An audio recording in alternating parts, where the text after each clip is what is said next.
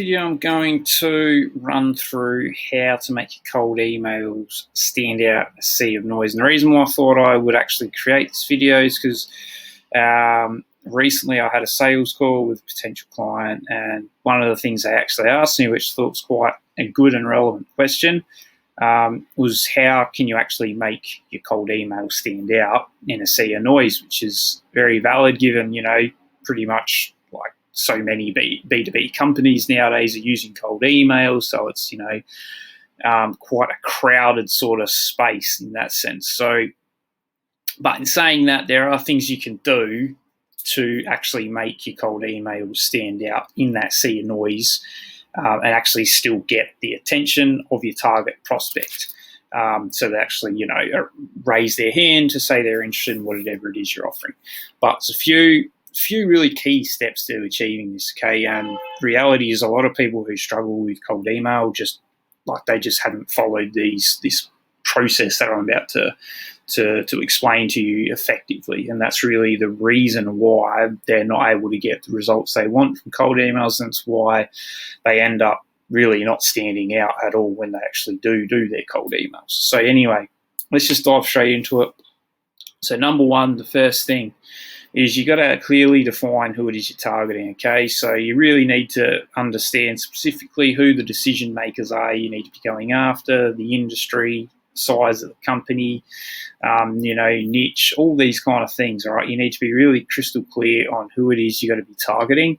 And the reason why is because then this allows you to basically personalize your cold email message to that specific target market persona. It doesn't have to be like 100% hyper personalized to every single person you reach out to, because it's very difficult to scale a cold email campaign if you're doing that. But you can personalize it based on the target market persona. But unless you actually are clearly defining who you're targeting, there's no way you're going to be able to do that. The other reason why you need to do this is it basically helps you build out an accurate prospect list as well, which is super important if you want to actually get results from your cold email campaigns. So that's the first thing, right? You really need to clearly define who your target persona is you're going to be reaching out to. Secondly, you need to understand really in detail what your target persona actually wants and needs. And the only way to really know this is from research. A lot of people just sort of brush over this, whether it's, they just don't think they need to do it, laziness, I don't know what it is. But anyway, a lot of people seem to brush over this. You got to do this. You got to really get specific insights about who it is you're targeting, the market of people you're targeting, right? So you got to know what are their goals are, what their desires are, what are they frustrated by, what's the actual big challenge they got, what's the big problem they got. You got to know all this stuff. But the only way to really know it and actually have those solid insights is by researching the market. The way you research the market, there's a ton of ways you can do this, from Quora, YouTube, Amazon, book reviews, Facebook groups are a really good way. You can just see what people are posting in them, surveys to your own email list or list of customers, clients, your own current clients, get on the phone and just speak to them about this stuff. There's so many ways to do it, like Google search. A lot of the times you can find out important stuff about your target market just from a Google search. So, you need to really find out these insights in detail and then compile them into a Google Doc like this, for example, or a spreadsheet or something. You just need to have this information in front of you. And the reason why is because you're going to use that information about your specific target market to then form the offer and the actual messaging you then create in your cold email sequences. And you're going to see in the next 2 points why this matters. And this is kind of a real foundational element. It's just super important, okay? So third thing you got to do if you want to make your cold email stand out is that you need to have a results-based offer. You need to be able to communicate a tangible result to your target market, your target avatar, right, that's going to take them from their point A, which is their undesirable current situation, whatever that might be based on what you do, and move them closer towards their point B, which is their ideal dream kind of future scenario or goal.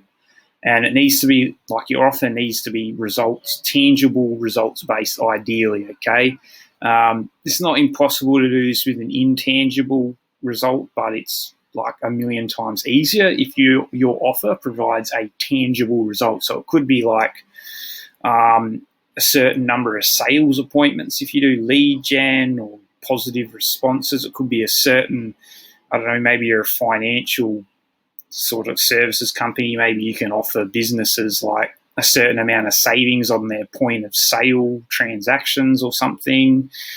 Maybe you're a software company and you can offer like a tangible result in terms of like productivity that's improved throughout an organization, or like maybe you're an energy company, you can offer like tangible result in terms of how much money they'll save on their energy savings or their energy bill. Like, there's heaps of stuff, honestly. Like, it's up to you to really get clear on that. But the main thing is that you've got a results-based offer that's based like from the research you've done on your target market. That's the thing. That's the real key thing, because a lot of people I see, they will get like an offer that they just like, but it's not actually based on what they've found out about their target market. And this is why the research, this is why this here is so important, and it's not something you can just brush over. Because if you brush over it, then how are you going to know you've got an offer that's 100% what your target market actually needs and wants? All right, and this is where I'm saying about like foundational elements you've got to get right if you want to stand out. Okay, so that's really important, right, that you have that results-based offer that's actually what they want and need, that you know from doing research into that market, okay, and tangible results-based.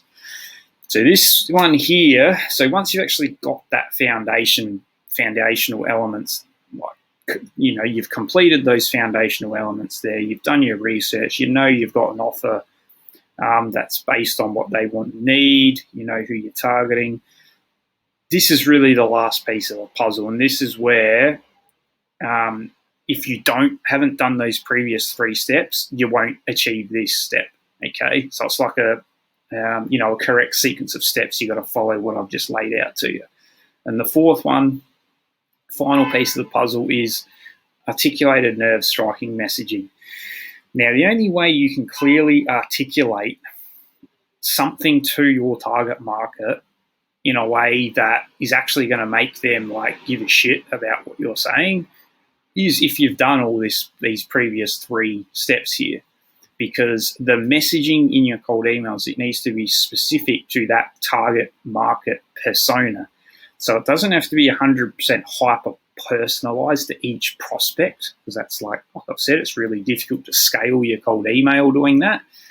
But it needs to be personalized to that target market persona. And the only way to do that is if you've done step 1. If you've done step 2, okay, if you've done step 3, because once you've actually got that target market in mind, what you then need to be able to do is through your email copy is articulate the result or the benefits of your offer, the results that your offer provides, so like the tangible results, and how it's going to help that target market overcome the challenges and problems you know they experience from the research you did in step 2.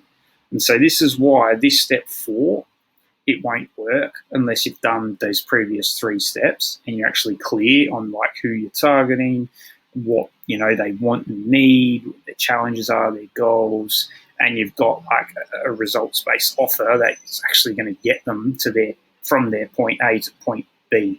Because this last step's really just a matter of taking all that stuff you've done in the first 3 and then just like planting it into your cold emails.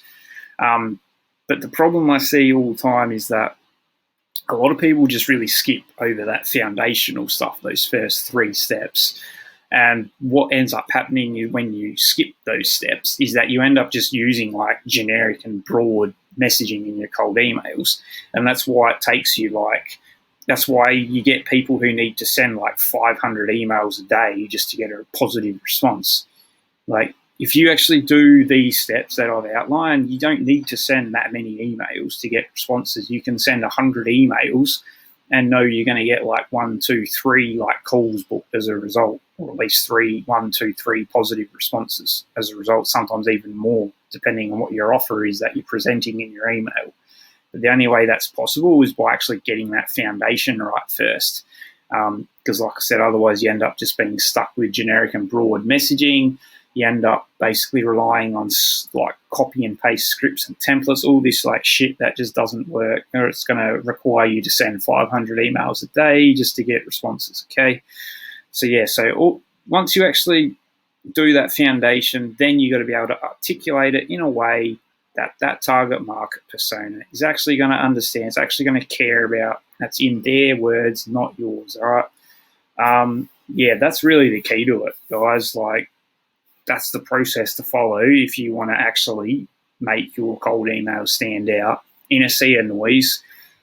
So you don't need to send like, 2, 3, 4, 500 emails a day just to get a response. Like, some of the stuff I see from people doing cold email that they need to send hundreds of emails a day to get a response, just like, honestly, just baffles me.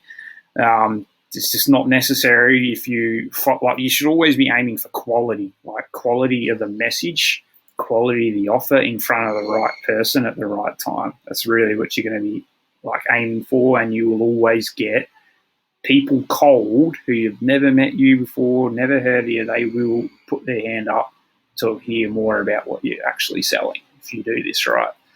So yeah, that's really the key, guys. Like, follow this step by step. This is the correct sequence of steps to follow. I can promise you, like, you do these 3 in sequential order that I've done it here, and then you're able to articulate it in a way that your target market understands, can relate to. You will get people responding to you, interested, and your cold emails, more importantly, even if you're in a competitive marketplace, they will stand out in a sea of noise. So yeah, that's it, guys. Hopefully that helps.